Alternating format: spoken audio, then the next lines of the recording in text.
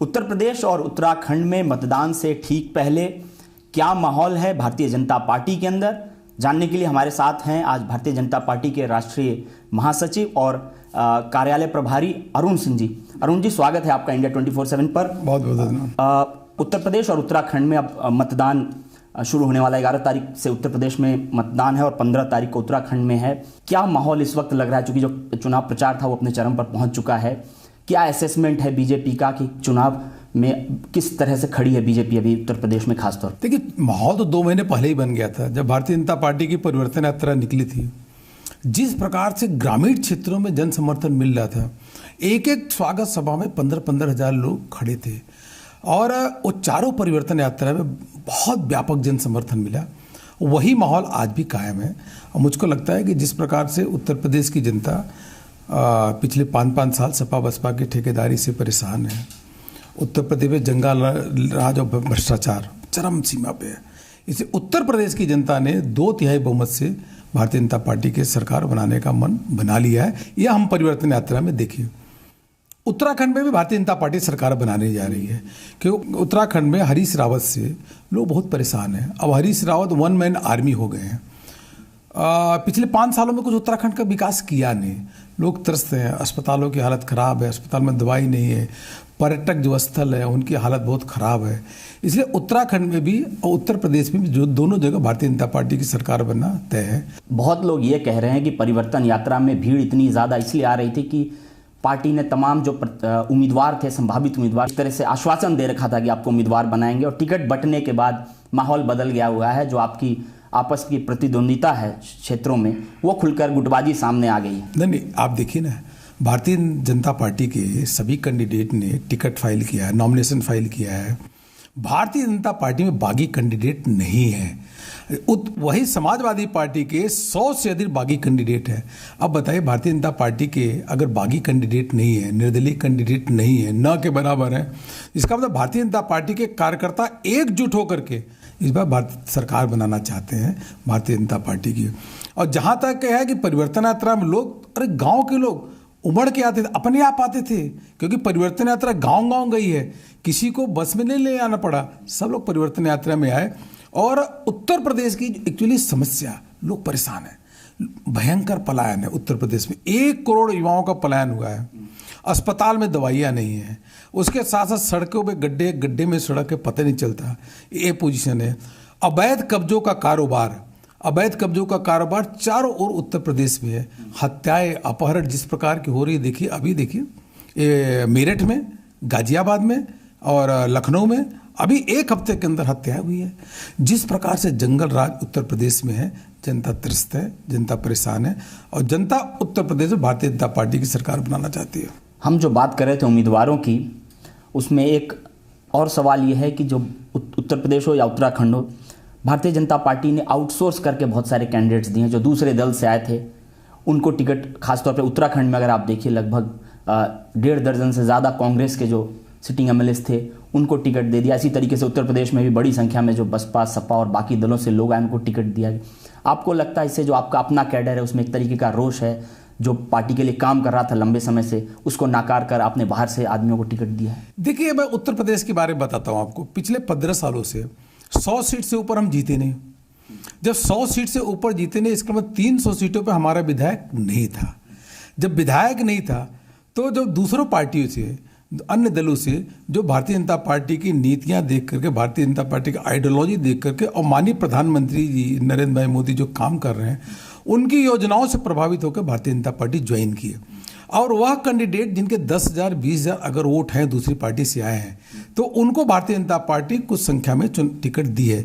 लेकिन अधिकांश संख्या में भारतीय जनता पार्टी के पुराने कार्यकर्ता ही चुनाव लड़ रहे हैं। जहां पर बेस नहीं है वहां हम स्वीकार करते हैं कि पिछले विधानसभा में हमको 47 सीटें जीते हम, और पिछले 15 सालों में हम 100 सीट से ऊपर नहीं जीते।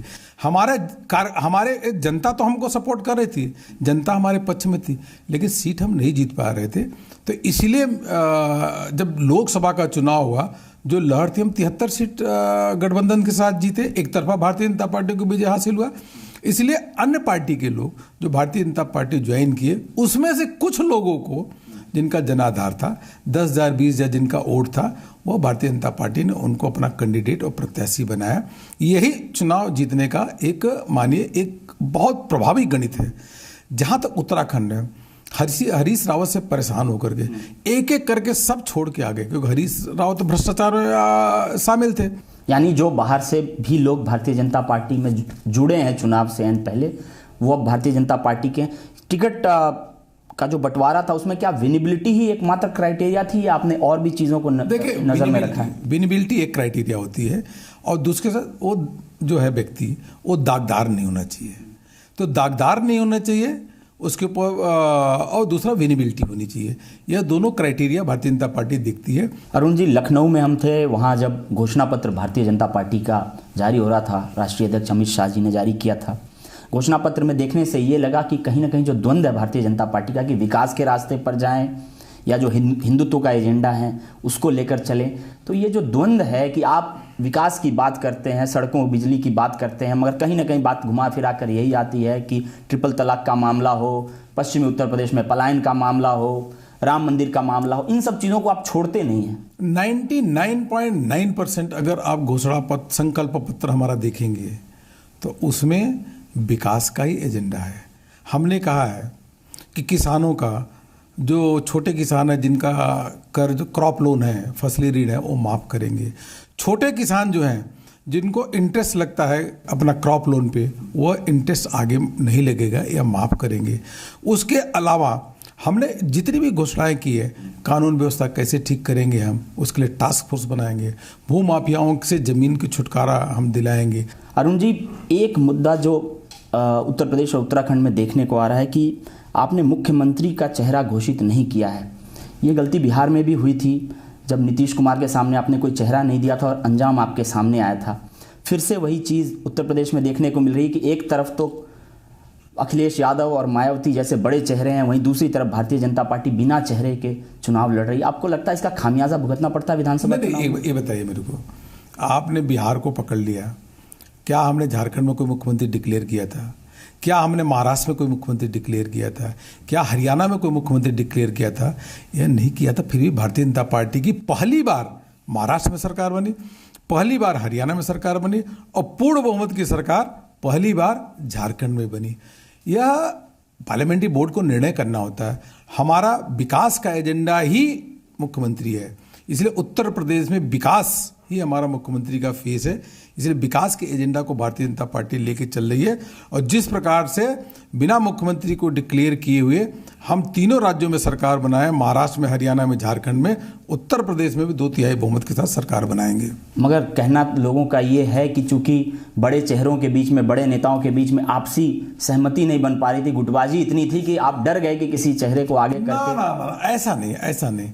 ये पार्टी के पार्लियामेंट्री बोर्ड को निर्णय करना होता है, और पार्लियामेंट्री बोर्ड ने निर्णय किया कि हम जो मुख्यमंत्री का चेहरा नहीं डिक्लेयर करेंगे, लेकिन ढेर सारे नेताओं को लेकर के उनके नेतृत्व में चुनाव लड़ेंगे। समाजवादी पार्टी और कांग्रेस की तरफ से एक नारा दिया गया है कि उत्तर प्रदेश के लड़के बनाम बाहरी।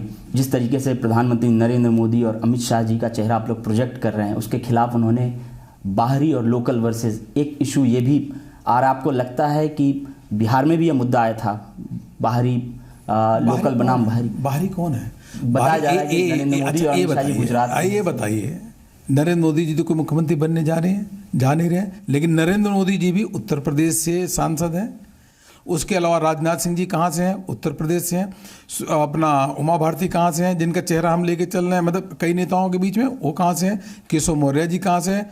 ये सारे के सारे चलो उत्तर प्रदेश के तो हैं। मैं भी आज अगर बैठा हूँ तो मैं भी तो उत्तर प्रदेश का हूँ। सभी उत्तर प्रदेश के नेता इसमें मेहनत कर रहे हैं, इसलिए यह कांग्रेस का नारा फ्लॉप होगा, बिल्कुल ही फ्लॉप होगा।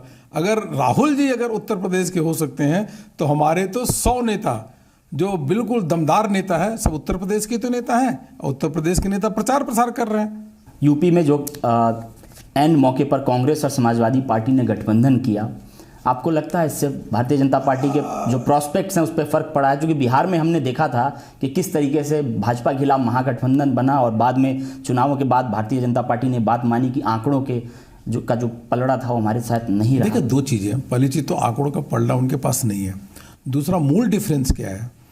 आप समझौता करते हैं, अलायंस करते हैं, तो आपको यह देखना होता है कम से कम 3 महीने, 4 महीने, 5 महीने पहले करना होता है। यहाँ तो जब चुनाव की बिगुल बज चुकी, नोटिफिकेशन हो गया, नॉमिनेशन हो रहे हैं, तब जाकर के आप अलायंस कर रहे हैं। इसका मतलब ये हो गया ये मजबूरी का गठबंधन है, यह गठबंधन है, मजबूरी का गठबंधन है। मगर उन्होंने तो कहा है कि यूपी को ये साथ पसंद है। उन्होंने जबरदस्ती जनता से कहा यूपी, जनता कहाँ कह रही है, वो तो अपनी नारे दे रहे हैं यूपी को ये साथ पसंद है। अरे जनता को पसंद कहाँ से है?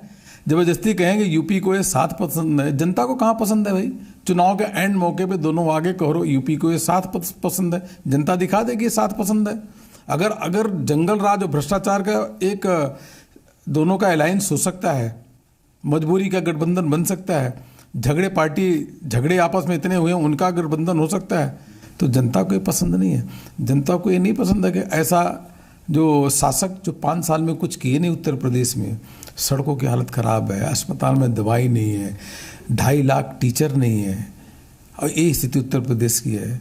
लोग पलायन करने को मजबूर हैं, अवैध जो कब्जे हो रहे हैं चारों ओर हत्याएं हो रही हैं, लूट फिरौती हो रही है। जनता को ये पसंद नहीं है ये साथ, जनता इस साथ को पसंद करने वाली नहीं। दूसरी बात, कांग्रेस पार्टी एक डूबती हुई जहाज है, और डूबती हुई जहाज का कोई सहारा लेता है तो खुद ही डूब जाता है, सबको मालूम है। तो कांग्रेस पार्टी को समाजवादी पार्टी ने कांग्रेस का सहारा लिया है, इसलिए डूबती हुई जहाज का ही हर्ष होने वाला है। बहुत लोग ये कहते हैं कि भले ही समाजवादी पार्टी के खिलाफ एंटी इनकम्बेंसी हो, मगर अखिलेश के खिलाफ एंटी इनकम्बेंसी नहीं है। क्या आप इस धारणा से सहमत हैं कि मुख्यमंत्री के खिलाफ लोगों ने अपना ये बताइए, मुख्यमंत्री अखिलेश दीजिए, 5 सालों पूर्ण बहुमत की सरकार उनके पास थी, पूर्ण बहुमत की सरकार। अगर रोड नहीं बना तो कौन जिम्मेदार है? अगर युवाओं का पलायन हो रहा तो कौन जिम्मेदार है? रोज हत्याएं हुई हैं तो कौन उसका जिम्मेदार है? आप बताइए। व्यापारियों का उत्पीड़न हो रहा है तो कौन जिम्मेदार है? अस्पताल में दवाई नहीं है तो कौन जिम्मेदार है?